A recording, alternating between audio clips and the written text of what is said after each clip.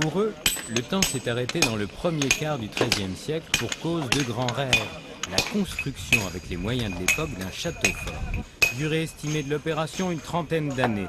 Zone choisie, Guédelon, près de Saint-Sauveur-en-Puisaye, une carrière où l'on trouve toutes les matières premières, le bois, le minerai de fer et la pierre, un grès ferrugineux, la base de l'édifice. On va tout utiliser parce que c'est notre matière première et on n'a rien d'autre, c'est un peu notre magasin. On tire tout d'ici.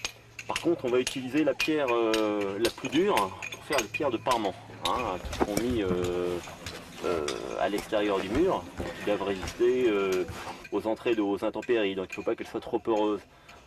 Par contre, la pierre qu'on ne peut pas tailler parce qu'elle est trop sableuse, on va quand même la récupérer et elle sera placée en remplissage dans les murs. Les tailleurs de pierre, ils sont une quinzaine. Certains pensent faire toute la traversée, ils sont 2 en permanence. Les autres apprennent ou sont des bénévoles presque professionnels.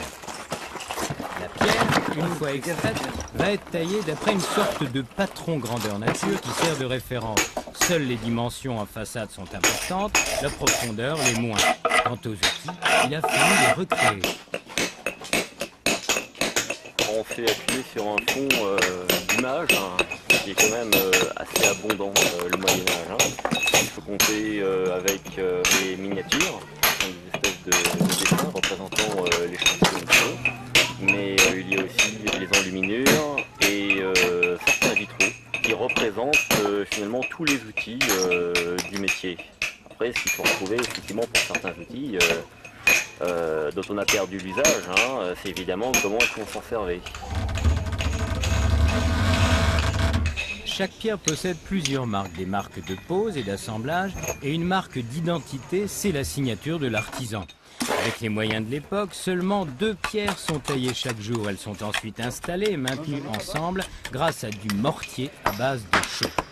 Si Florian a choisi, lui, de sauver des monuments en péril à travers la France, Philippe, originaire de Saint-Usage, a décidé de s'installer sur place, toujours curieux du lendemain.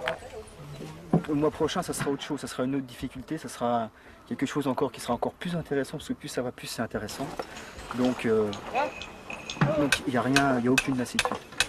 Le chantier du château est ouvert au public tous les jours, sauf le mardi de 10h à 17h jusqu'au 15 novembre.